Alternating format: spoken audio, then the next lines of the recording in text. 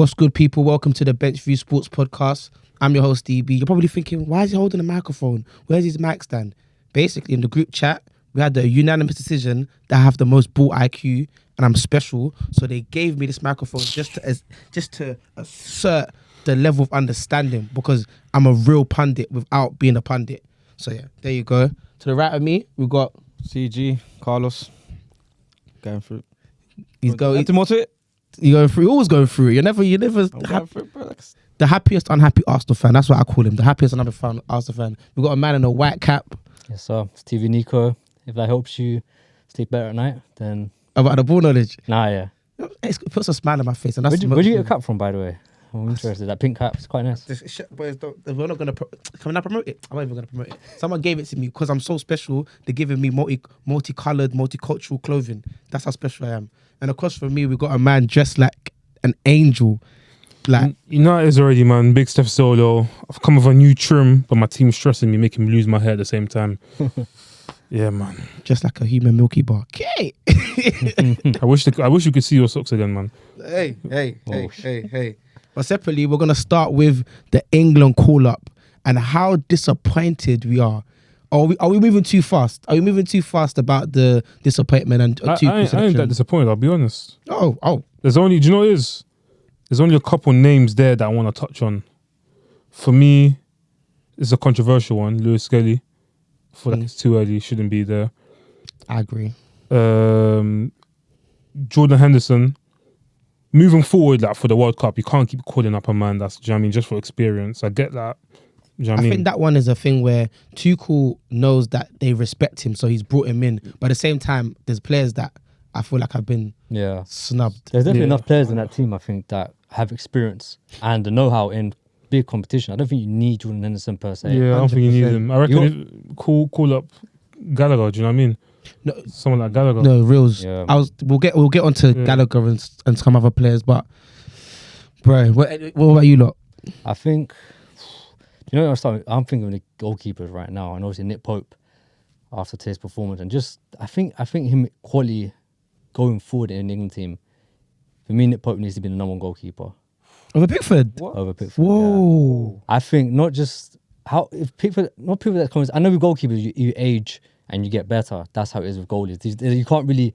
There's not really. If you're 25 and you may even be the best goalkeeper in the league, usually it's the 30-year-olds plus that tend to be the better ones. But for me, I genuinely think Nick Pope needs to be the guy going forward, man, for England. I don't agree. I don't hate that, but Pickford for England is solid. No. I hear.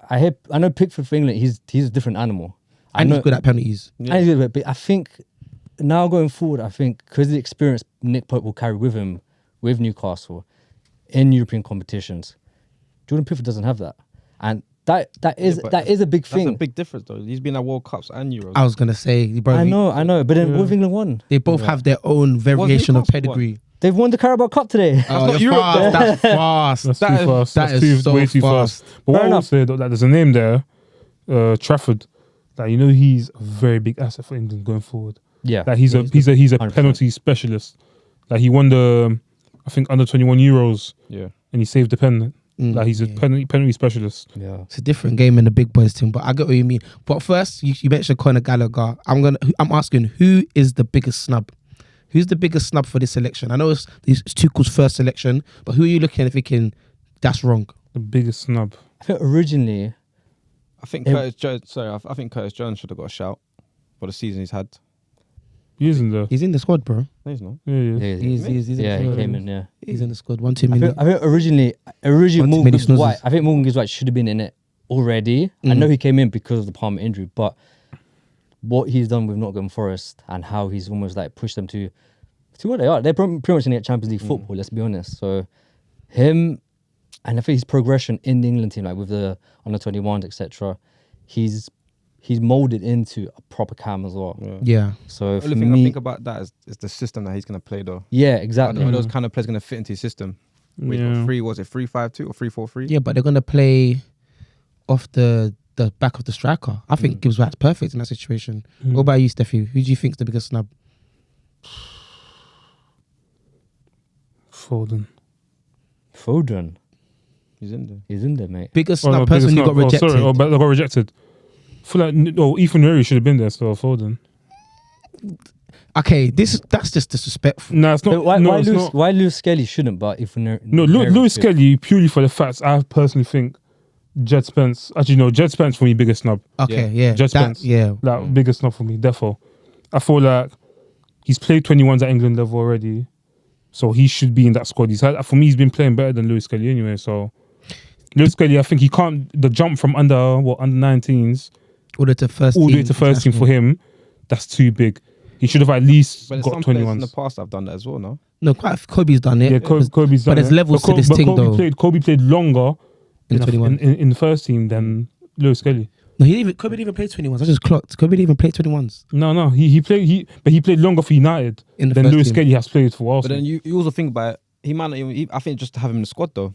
That's what some players. That's what. No, but you know it is though. Him saying Djed Spence is a snub and Skelly getting in is that it seems like a bit of, I won't say injustice, but one of them is actually a right back. One of them, I know. That's what I was gonna say. You're picking, obviously, cool. Skelly's gonna play left back, but you're gonna pick Kyle Walker, who you probably pick for leadership reasons, and then the next couple call-ups will be phased out. But would it not be good to bring in Spence into the thing and see how he fits in, especially with the question of if is Reece James going to get back up to speed, because Reece James ain't levels right now to be in the England squad. It's interesting though, because at the same time, I think a lot of managers, do you think they rely on club performance, the team's performances in the leagues or in cup competitions as well, as much as their individual performances? What I'll say is, because if we're judging on that as well, Skelly is like on club. Obviously, Skelly is miles ahead of like Djed Spence. Let's be honest. Yeah. But I wouldn't say miles ahead. No. I'm saying like as a team, like if you was to work as a team, like because look at Tottenham, they're just all over the place defensively as well. So, and you look at Lewis Skelly in that Arsenal team, he fits in really well. Let's be honest. Isn't that unfair though on Spence? It is unfair, but he's actually had a very, very good season. No, I agree with you. But then you look at Olaino though, he didn't get an either. Nigerian, bro. Nigerian. Hey, your miles off it. Yo. Hey. Yeah, sleeping. Red light cards, bro. Forget about that. Sleeping. What I was gonna say, You got mad. Solanke over Watkins. Yeah, Solanke over Watkins. I was gonna, That's what I was gonna say. So you know what? Let's cut that one though. We're gonna. Watkins ain't had the best season. He's been all right. Like that's Solanke. No, he hasn't. He's been injured as well. He's just coming back, no? I don't think there's as much injustice or like a big you've picked one or the other. It's just the fact that we've seen Watkins do more for his club at a more higher level. Yeah. That's I mean, to me, it seems like madness that he's called Rashford. Big him up though. Like Rashford, I'm happy he's back in the squad and that. Rashford's been at Villa since Jan. Watkins has been doing it the whole season. So sorry to cut you off though. So who's the biggest shock? Because that's what we're moving towards. Who's the biggest shock person who's been put in bar Hendo and bar Kyle Walker? Because we know they're ones there. It's probably Watkins, for leadership reasons. I'll say Watkins. Probably Watkins, yeah. I think not miss. No, that's a snub. I'm talking about who's the biggest shock to be selected. Because you got Rashford in there. That's been biggest shock to be selected. Yeah. If I look at the whole list, I'll probably say Eze. Yeah, I was gonna say, has he done enough to even deserve to be in there? I'll probably say Eze. Like, he's been very poor. Yeah. Don't get me wrong, he's a great footballer, but I don't even think he's proven himself at England level yet to keep getting the call up, and at club level he's not up to speed this season. So for me, that's the biggest. If there's one player for me that shouldn't be near the England lineup, it's Levi Colwill. Levi Colwill has done. Colwill, no. I understand the England defense isn't as stacked as the midfield and as the forwards are, but Levi Colwill for me, he has been horrendous. Levi Colwill, if Levi Colwill didn't play for Chelsea, my jam will be calling him as a bombshell. Oh, you got that from Twitter. Use your own bars. I got it from Twitter. Use your own bars. Don't care. Jared Braithwaite. Braithwaite. This is what I mean. Quansah got picked over him. Nah, but Ezri's been good. Ezri's good though. Quansah, Joe Quansah. No, but no, to be fair, he's been good as well. I understand why they would pick him. I feel like going forward for the next 5 years, he'll be that guy for England. Joe Quansah. Yeah. But Jared Braithwaite Braithwaite. No, I genuinely think he will be that guy for England. Trust me. I think with Braithwaite is that I won't say everyone's holding him back, but I think for me, like my personal opinion, I think it's the same with like Pickford. No one really glorifies like Pickford like that because he plays for Everton.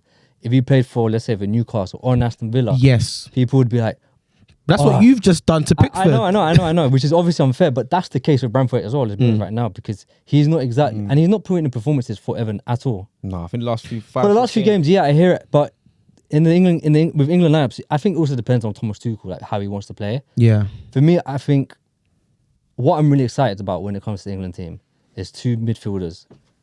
Anthony Gordon, I think he's going to be a great asset as a wing back.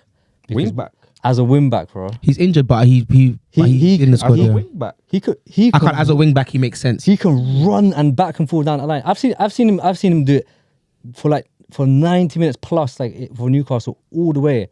And another one I'm excited for is Morgan Rodgers. Morgan Rodgers, I think in that system, because that's what it is nowadays, system football, right? I think he suits that sort of like cam/striker role. I mean, he does it already for Aston Villa as well. So I think he's going to do very well as well. I like that shout. Wait, I'm sorry to cut you off.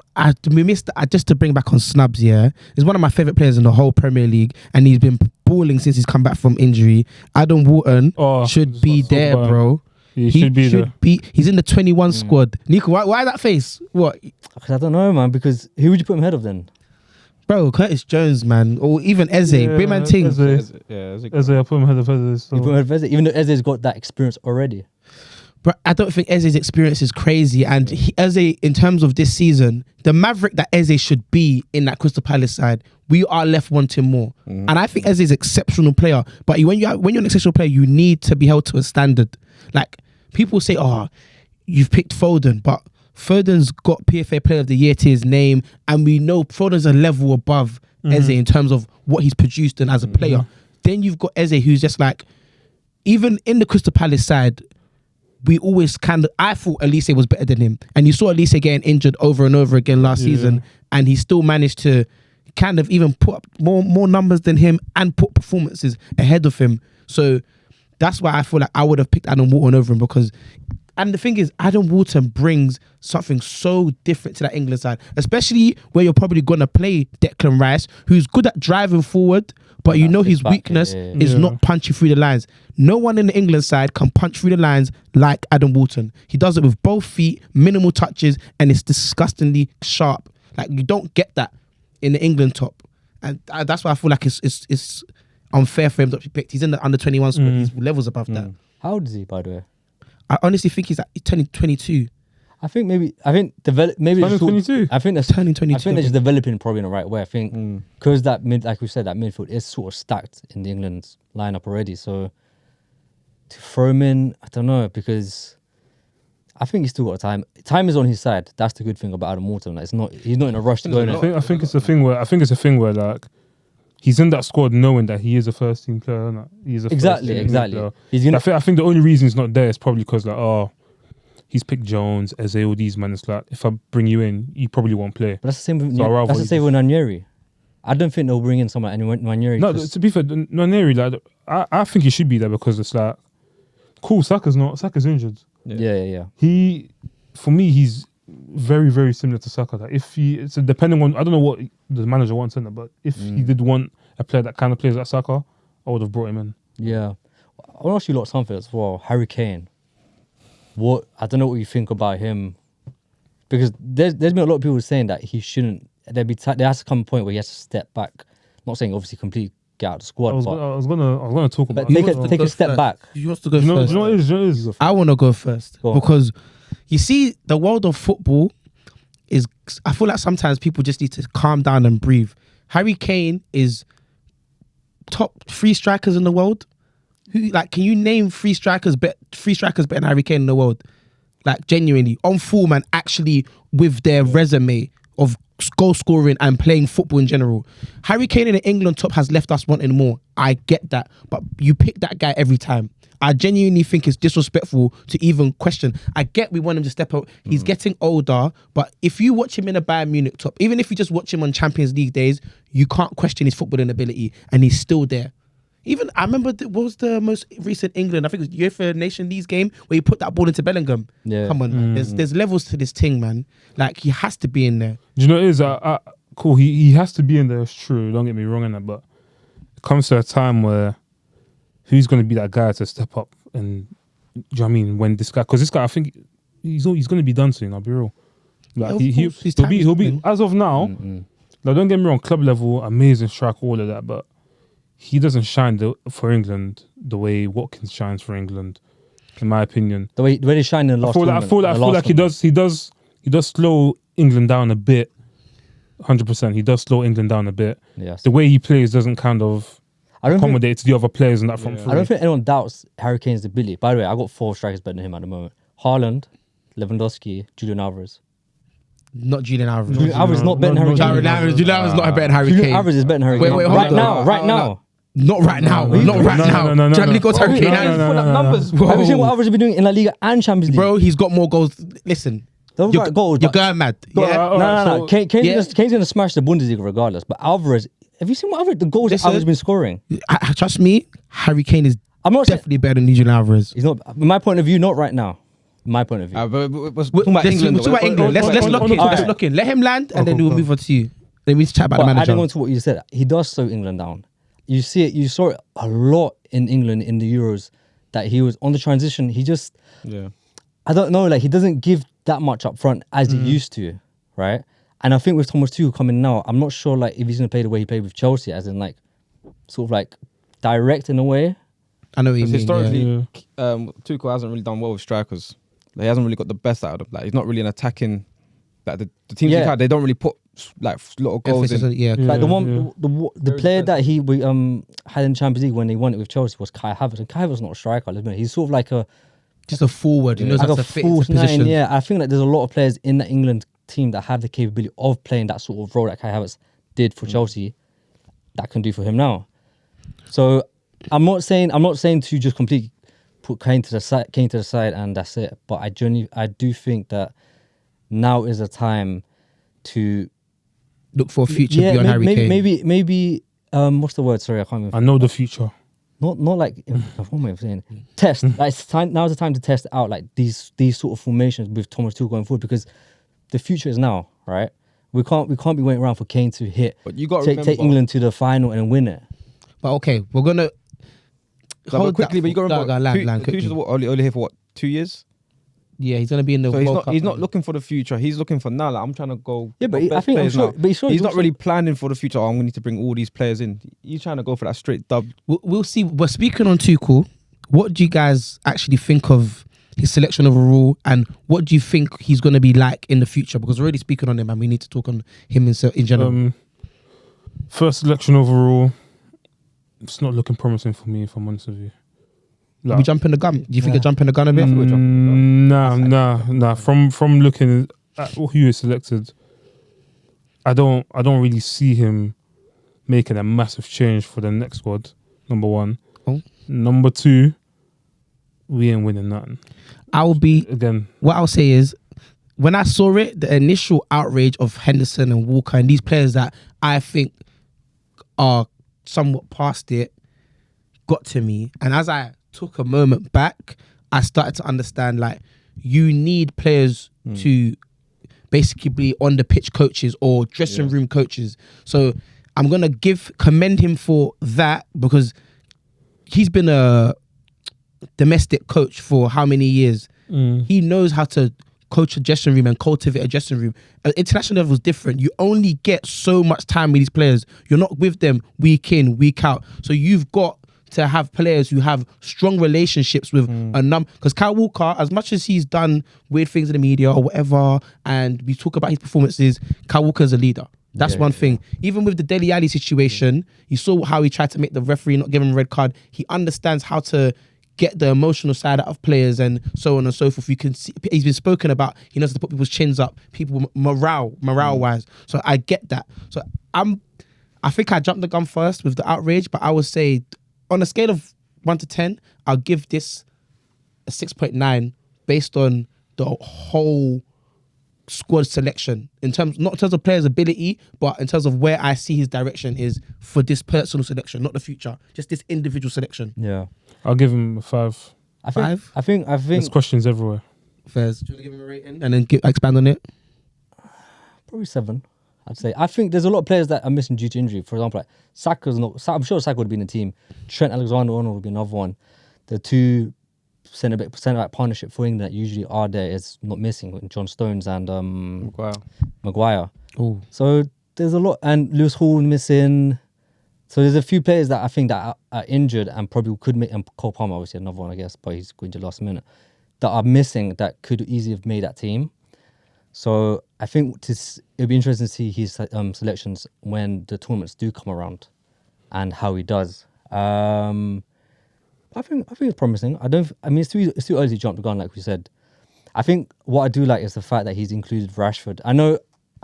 Even me, I've been like a bit of a not hater, but more as in like someone cynic. We'll call you a cynic. Yeah, like I've not been too keen on him this season. I don't think many fans in general have been, but I like the fact that he's showing love to Marcus Rashford. I think players like that. For example, one more other example would be like Raheem Sterling under Southgate. Sterling wasn't getting that love at club football the way he probably was getting at England. Like he was just instantly in that team no matter what. And you see what Sterling done for England. So I like the fact that he's doing that with Rashford. And Rashford's not playing bad, let's be honest. He's not playing terrible, so why not? Okay, Carlos? I'll probably get a 6.5. But obviously, I think he's just looking at see what... I think he's getting the core in already. And I think he's just tweaking like little players in and around who he can put... I think he's mainly looking at probably the fullbacks. I think he wants to try out... Obviously, he's put Skelly, Livramento in. Livramento's naturally a right back. So I think he's looking to just try them out. Again, Skelly, I think deserves to be there. Ahead of Hall, obviously Hall's injured. What other left back do we have? Like he's proven it, bro. He's been in the squads for Arsenal. He's been starting for Arsenal. Would you put him ahead of Djed Spence? As a left wing back? I just put in the team. I don't know, whatever. I mean, it's quite fortunate, but I think there's other players that could have Djed Spence got in front of. But do you know what I was gonna say? I don't even see him shining in Thomas Tuchel's system. That's the thing. Man seen our first hand seen Thomas Tuchel's system win a Champions League. And there's a lot of players here that are not gonna shine. But that's what I'm saying. System, which is very like forget the selection. Like already the way he plays, it doesn't accommodate to most of these man. So that's the scary thing that I think personally. Because I think time will tell. I mean, he hasn't even played a game yet. Yeah, exactly. So we're facing Albania and Latvia. Let's play a game. That for me, that's not the challenge. When it gets to World Cup time, that's when you'll see the true him. Because then England fans will wish we had Southgate. Promise you. Whoa, that's dark. We're gonna end it on that statement. When we watch them in the World Cup, we will be begging for Southgate, according to Steffi. Yeah. Thank you very much for watching. I've been DB. Carlos. To Nico. Steph Zolo. Up the 3 lines.